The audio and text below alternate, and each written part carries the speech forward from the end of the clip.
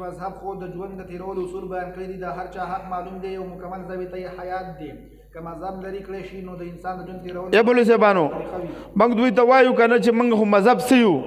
موږ په یو اصول کې پابند کړي یو موږ له حد مقرر کړی دی چې بھائی که ته شاګرد یې ته به د استاد حق ادا کړې که ته بچی د پلار مور به څه کې خدمت به کې په انفرادي ژوند کې به څنګه ژوند تېرې په اجتماعي ژوند کې به څنګه تېرې کامل مسلمان هغه دی المسلم من سلم المسلمون من لسانه ویده کامل مسلمان هغه سره چې د ژبې او لاس نه بل مسلمان ته ضرر ورسیږي لا یؤمن احدکم حتی یحب لاخیه ما یحب لنفسه سچ ځان د پاره خوخه دا به د بل مسلمان د پاره خوخه ځان نو زمون خو کامل دین دی موږ له خو ته دا مذهب د مین نو باسه ته ټول دهریان چې نو تاسو به دا ژوند څنګه تیروي لکه ما د الله غو دهری په خپل کتاب کې د اسلام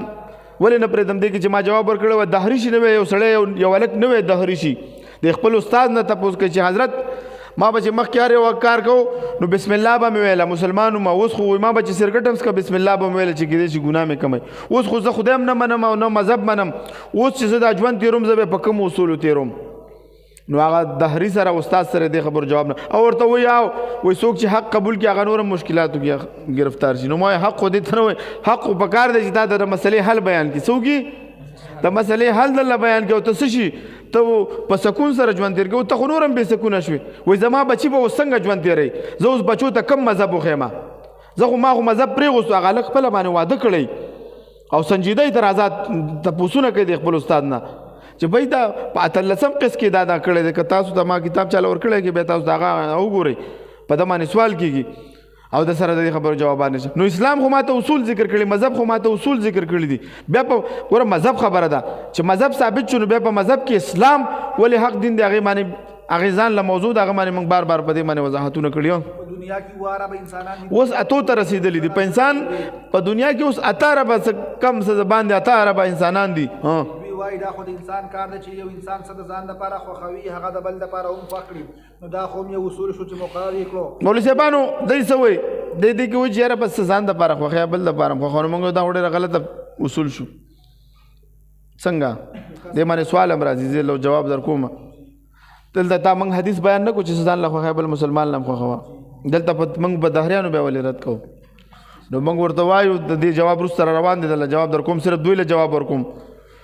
موږ ورته وایو غل څه خوښوي غلا خوښوي نو ټولې دنیا له به د غلا دعوت ورکوي نه نو خو ورکوي بیا که نه چې ته وایې ځان له خوښوي شرابي سړي شراب خوښوي د همجنس پرستو همجنس پرستي خوښوي دا خو زموږ بل په کور کې لسته کسان دي د هر سړي طبیعت جدا دی بل د چا په اصولو به ژوند تېرو پوینټ خبره دا ده اتاره به خلک دي که نه یو به وایي زما په اصولو ژوند تېروي بل وایي زما په اصولو دنیا نه خو بس یو جنجال خانه جوړه شي که نه مولوي صاحبانو نو موږ ورته وایو چې دلته خطا امکان څه شی دی ډېر زیات دی اصول چا نه پکار دي خالق مقرر کړي دي لکه ګوره یو موټر چې څوک جوړوي که نه هغه دپاره اصول څوک جوړوي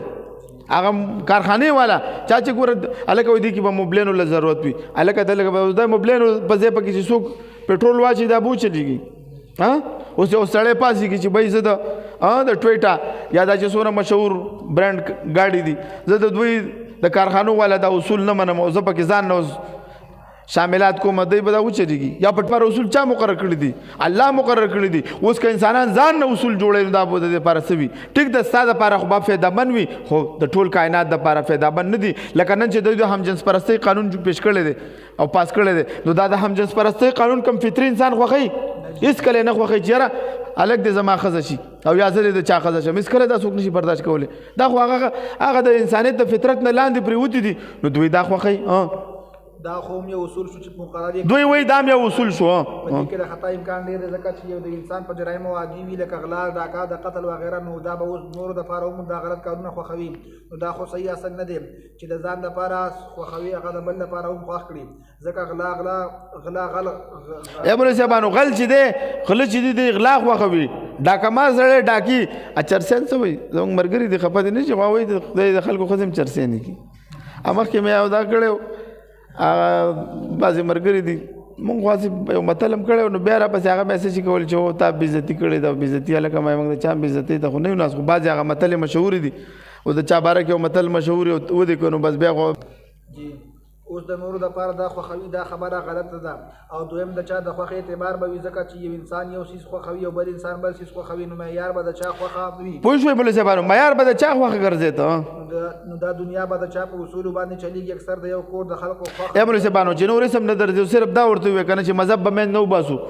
ټیک شو جنت هم نشته او جهنم هم نشته نعوذ بالله ورته وایه الله هم نشته راځه ژوند به څنګه تېروو